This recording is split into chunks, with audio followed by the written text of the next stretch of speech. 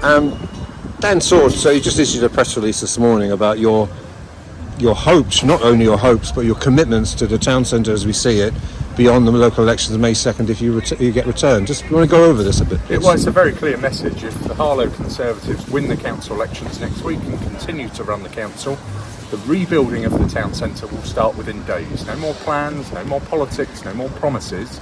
The rebuilding will start. We've secured the money, hundreds of millions. We've got the planning permission. We've appointed the contractors. The choice for voters is: do you want the town centre to be rebuilt, or do you want to go back to the years of decline? Some sceptics might say, oh, so that may only happen after May the 2nd. It sounds like a coincidence with the local elections. Why wasn't this going to happen in March? Or what? Can you understand how people might feel? We are at a natural point now. We're in the last 2 years, remembering that this has been promised for decades. In the last 2 years, we've secured hundreds of millions of pounds for it, put together the plans, got the planning permission, appointed the contractors. All of those things take time. Bought the land. We've gone from being the smallest landowner to the biggest landowner. We are now at the decision point. We need the green light to rebuild the town centre.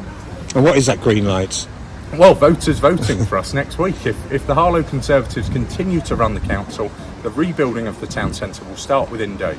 But you've got officers and people employed at Harlow Council. They'll still be there after May the 2nd, 3rd. Will they just, whoever's in charge, just crack on with those plans? No, they were there for the 10 years before, when nothing happened, when no money was secured, when no plans were given planning permission, when no regeneration except ping pong tables and umbrellas in Market Square were put in. That's what the Labour Party offer in Harlow. Absolutely, they have no plans. Look at their 5 missions. Not a word on regeneration. They have no plans, no idea. They couldn't run a bath. Why on earth would you allow them to be trusted with one of the biggest regeneration programmes in the country? Do you have a time? I know that's ifs and buts, contracts, yes or no, but any time scale? We're now in 2024 as to where people will see a new town. I know there's buildings starting to go on behind you, but when will it be a new town centre? Well, in the next few years. These things don't happen overnight, as I've said, but we are now at the point. We are at the decision point as to whether this happens or whether we go back to the years of promises, failure, no money being secured, nothing being built. That's the point we're at. So in the coming years, 2, 3, 4 years, we will have a brand new town centre, new shops, bars, restaurants, all things in between. A fantastic town centre we can be proud of. Have people referred to it on the doorstep at all? Absolutely. It's the biggest issue at this election because there is a clear dividing line. The Harlow Labour Party ran the council for the best part of 40 years, allowed our once great town centre to decline.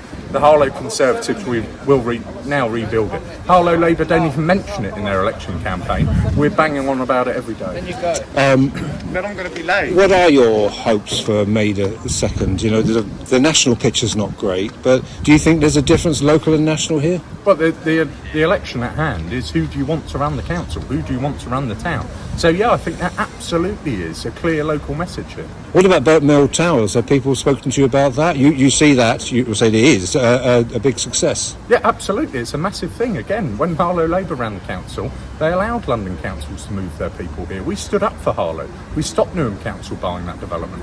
All of those properties will be Harlow homes for Harlow people. Again, it's a clear dividing line as to who do you want to run the council. And do you think some councils there's a sort of what you call busculism, a sort of a partnership between Labour and Tory, or synergy? There's no synergy between you two, is there? Well, I think there are very clear dividing lines. Do you want council tax to be increased, as it was every year under Labour, or frozen, as it has been every year under the Conservatives? Do you want the town centre to be rebuilt or not rebuilt? Do you want Harlow homes for Harlow people or not? Do you want to restore pride in Harlow or not? There are clear dividing lines which will decide who runs the council and who runs the town.